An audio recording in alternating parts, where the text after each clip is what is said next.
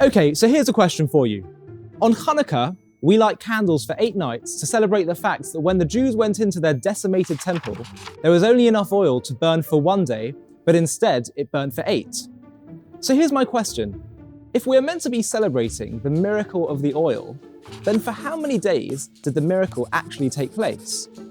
Well, if the oil was meant to last for 1 day and it lasted for 8, then the miracle only took place for 7 days, because the first day was to be expected.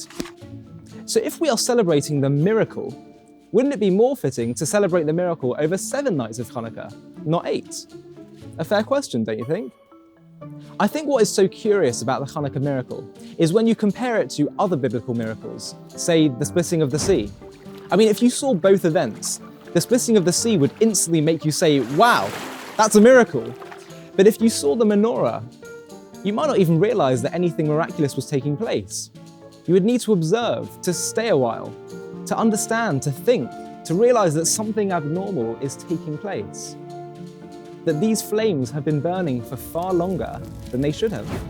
In other words, unlike the Red Sea, to appreciate the miracle of the menorah, it takes some effort on our side to notice it. What's even more interesting about the miracle of the menorah is that while it was one of the last open miracles documented in Jewish history, it actually mirrors one of the very first miracles experienced when the Jewish nation was born. Which miracle am I thinking of? The miracle of the menorah was the fact that the oil was burning but was not consumed. Can you think of another biblical miracle that seems curiously similar to this? What else was burning but was not consumed? I'm thinking of when Moses saw the miracle of the burning bush. The bush too was burning, but was not consumed. Let's dig a little bit deeper for a second.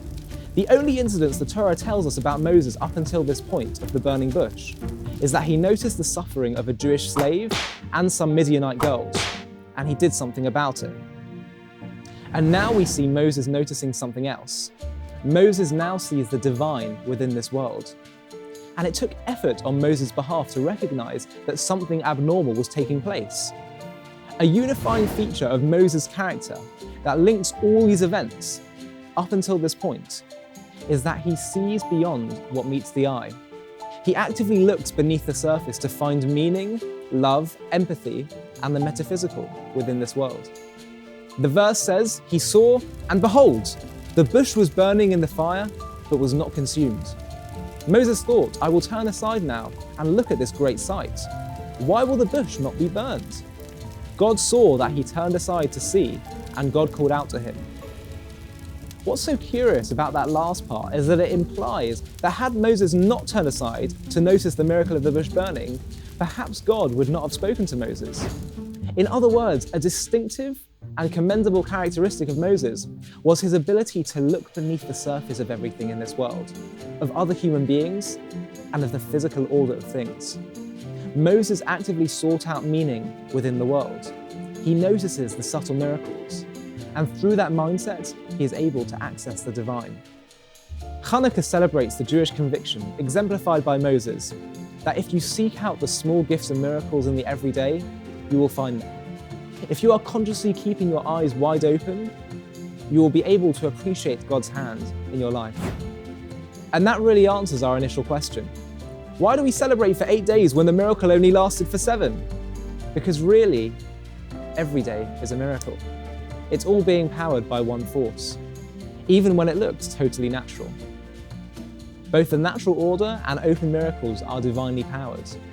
By celebrating even the first day, which broke no laws of nature, we are sensitizing ourselves to the fact that even if we might not be able to witness any open miracles today, constant divine blessings can be found in our everyday lives. They'll be masked as simply part of the natural world, but if we are able to notice and appreciate them, we'll see them for what they are. All kinds of crazy things are happening in our mad world today, and many people feel as if things are getting darker. Hanukkah implores us to look for God in the details, to keep our eyes wide open, for when we do, we can find light amidst the darkness. God tells Elijah that he is not in the whirlwind, the earthquake, or the fire, but in the still small voice. But it's only a voice you can hear if you are listening. For God doesn't shout, he he whispers.